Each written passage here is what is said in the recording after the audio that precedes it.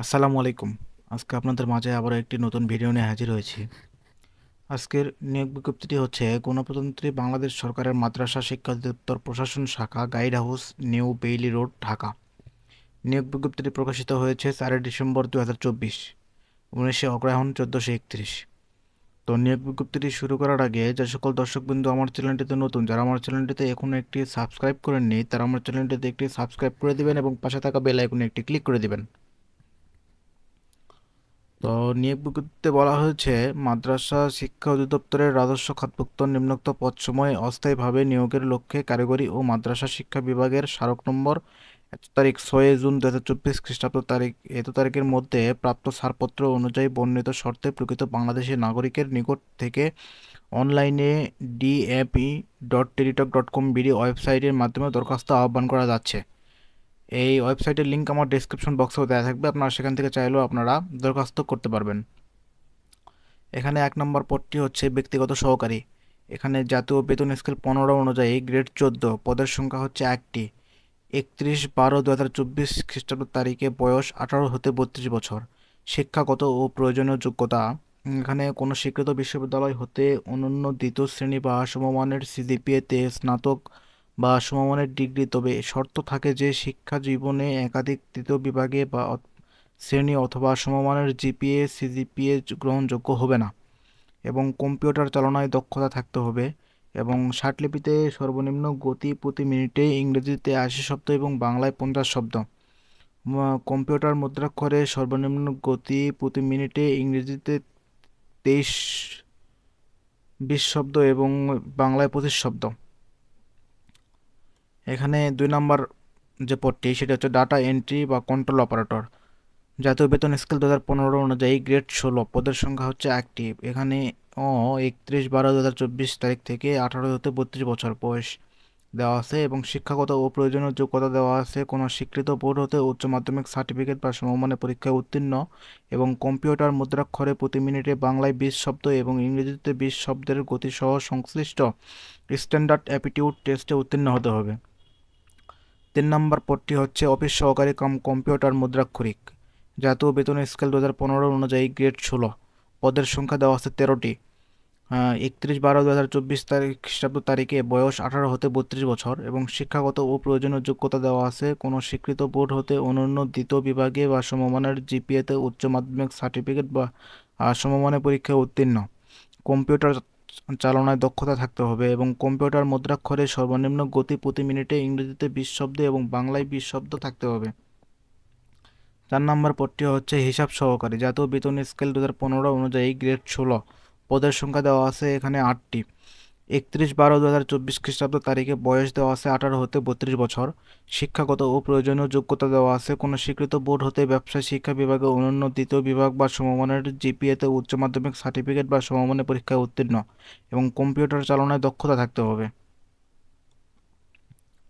এখানে গ্রেডিং পদ্ধতিতে প্রকাশিত ফলাফলের ক্ষেত্রে শিক্ষা মন্ত্রণালয়ের 2/6/2009 ও 2/3/2010 তারিখের যথাক্রমে প্রজ্ঞাপন নম্বর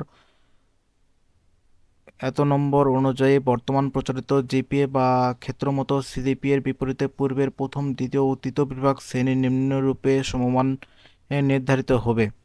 এখানে দেওয়া আছে এসএসসি বা সমমান এবং এইচএসসি বা সমমান পরীক্ষার ফলাফলের ক্ষেত্রে জিপিএ 3.00 বা তদূর্ধ্ব বিভাগ প্রথম বিভাগ, 2.00 থেকে 3.00 এর কম বিভাগ দ্বিতীয় বিভাগ, 1.00 থেকে 2.00 এর কম তৃতীয় বিভাগ। অনুমোদিত বিশ্ববিদ্যালয় কর্তৃক প্রদত্ত সিজিপিএ এর ক্ষেত্রে সিজিপিএ 4.00 পয়েন্ট স্কেল 3.00 বা তদূর্ধ্ব, এটা হচ্ছে প্রথম শ্রেণী বা প্রথম বিভাগ, এবং সিজিপিএ যেটা 5.00 পয়েন্ট স্কেল, সেটা হচ্ছে 3.75 বা তদূর্ধ্ব, এটা হচ্ছে প্রথম শ্রেণী বা বিভাগ, এবং সিজিপিএ যেটা 4 পয়েন্ট স্কেলের, সেটা হচ্ছে 2.25 থেকে 3.00 এর কম, এবং যারা সিজিপিএ 5 পয়েন্ট স্কেলের, সেটা হচ্ছে 2.813 থেকে 3.75 কম দ্বিতীয় শ্রেণী বিভাগ, এবং তৃতীয় শ্রেণী যেটা হচ্ছে সেটা হচ্ছে সিজিপিএ 4 পয়েন্ট স্কেলের 1.75 থেকে 2.25 কম, এবং সিজিপিএ 5 পয়েন্ট স্কেলের 2.063 থেকে 2.813 কম তৃতীয় শ্রেণী বিভাগ। তো এখানে কিছু শর্তাবলী বা নিয়মাবলী দেওয়া আছে। মাদ্রাসা শিক্ষা অধিদপ্তরের কর্মচারী নিয়োগ বিধিমালা 2020 অনুযায়ী এই নিয়োগ প্রক্রিয়া সম্পন্ন হবে। নিম্নবর্তিত শর্তাবলী আবেদন ফর্ম পূরণ এবং পরীক্ষায় অংশগ্রহণের ক্ষেত্রে অবশ্যই অনুসরণ করতে হবে। 31/12/2024 খ্রিস্টাব্দ তারিখে প্রার্থীর বয়সসীমা বিজ্ঞপ্তির 4 নম্বর কলামের বয়সসীমা অনুযায়ী হতে হবে। বয়স প্রমাণের ক্ষেত্রে এফিডেভিট গ্রহণযোগ্য নয়। সরকারি, আধা সরকারি ও স্বায়ত্তশাসিত প্রতিষ্ঠানে চাকরিরত প্রার্থীদের অবশ্যই যথাযথ কর্তৃপক্ষের পূর্বানুমতি গ্রহণপূর্বক দরখাস্ত করতে হবে। তো এগুলো আপনারা বিজ্ঞপ্তি ডাউনলোড করে নিয়েও আপনারা দেখে নিতে পারবেন। এখানে আমি যে পয়েন্টগুলো গুরুত্বপূর্ণ সেগুলো আমি বলে দিচ্ছি। এখানে দেওয়া আছে মুক্তিযোদ্ধার পুত্র কন্যা হিসেবে চাকুরি প্রার্থীকে মুক্তিযোদ্ধার পিতা অথবা মাতার মুক্তিযোদ্ধার সার্টিফিকেট যথাযথভাবে উপযুক্ত কর্তৃপক্ষ কর্তৃক স্বাক্ষরিত ও স্বাক্ষরিত হতে হবে এর মূল কপি, এবং ক্ষুদ্র নৃগোষ্ঠী প্রার্থীর ক্ষেত্রে সংশ্লিষ্ট জেলা প্রশাসক কর্তৃক প্রদত্ত সনদের মূল কপি, এবং শারীরিক প্রতিবন্ধী অথবা তৃতীয় লিঙ্গের কোটার প্রার্থীদের ক্ষেত্রে যথাযথ প্রতিষ্ঠান অথবা কর্তৃপক্ষ কর্তৃক প্রদত্ত সনদ প্রদানকারীর পদমর্যাদা কমপক্ষে উপপরিচালক পর্যায়ের হতে হবে এর মূল কপি। তো পরীক্ষায় অংশগ্রহণের আগ্রহী প্রার্থীগণ dme.teletalk.com বিডি এই ওয়েবসাইটে আবেদনপত্র পূরণ করবেন। আবেদনের সময়সীমা নিম্নরূপ। অনলাইনে আবেদনপত্র পূরণ ও পরীক্ষার ফি জমাদান শুরুর তারিখ ও সময় হচ্ছে 10/12/2024 খ্রিস্টাব্দ সকাল 10টা হইতে, এবং অনলাইনে আবেদনপত্র জমাদানের শেষ তারিখ দেওয়া আছে 31/12/2024 বিকাল 5 ঘটিকা পর্যন্ত। উক্ত সময়সীমার মধ্যে ইউজার আইডি প্রাপ্ত প্রার্থীগণ অনলাইন আবেদনপত্র সাবমিটের সময় থেকে পরবর্তী 72 ঘন্টার মধ্যে এসএমএস এ পরীক্ষার ফি জমা দিতে পারবেন। এখানে পরীক্ষার ফি জমা দেওয়ার যে বিষয়টি সেটা আমি বলে দিচ্ছি। এসএমএস প্রেরণের নিয়মাবলী ও পরীক্ষার ফি প্রদান। অনলাইনে আবেদনপত্র অ্যাপ্লিকেশন ফর্ম যথাযথভাবে পূরণ করে নির্দেশনা মতে ছবি এবং স্বাক্ষর আপলোড করে আবেদনপত্র সাবমিট করা সম্পন্ন হলে কম্পিউটারে ছবি সহ অ্যাপ্লিকেশন প্রিভিউ দেখা যাবে।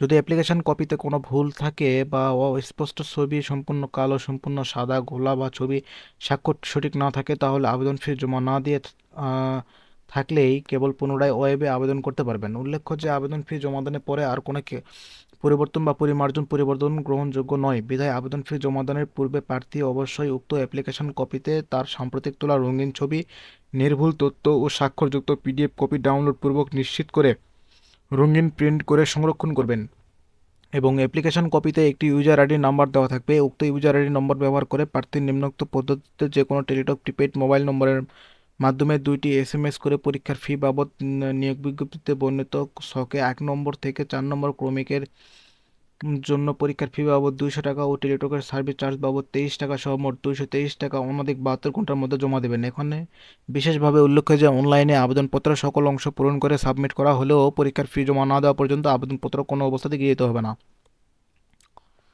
তো এখানে আরেকটি কথা বলা হয়েছে, এখানে প্রবেশপত্র প্রাপ্তির বিষয়টি dme.teletalk.com বিডি ওয়েবসাইট এবং প্রার্থীর মোবাইল ফোনে এসএমএস এর মাধ্যমে শুধু যোগ্য প্রার্থীদেরকে যথাসময়ে জানানো হবে। অনলাইনে আবেদনপত্রে প্রার্থীর প্রদত্ত মোবাইল ফোনে পরীক্ষা সংক্রান্ত যাবতীয় যোগাযোগ সম্পন্ন করা হবে, বিধায় উক্ত মোবাইল নম্বরটি সার্বক্ষণিক সচল রাখা, এসএমএস পড়া এবং প্রাপ্ত নির্দেশনা তাৎক্ষণিকভাবে অনুসরণ করা বাঞ্ছনীয়। অর্থাৎ আপনি যখন অ্যাপ্লিকেশনটি করবেন, অ্যাপ্লিকেশনে একটি মোবাইল নাম্বার দিতে হয়, ওই মোবাইল নাম্বারটি আপনি সচল রাখবেন। ওই মোবাইল নম্বরে আপনাকে এসএমএস এর মাধ্যমে সব কিছু জানানো হবে পরীক্ষার ব্যাপারে।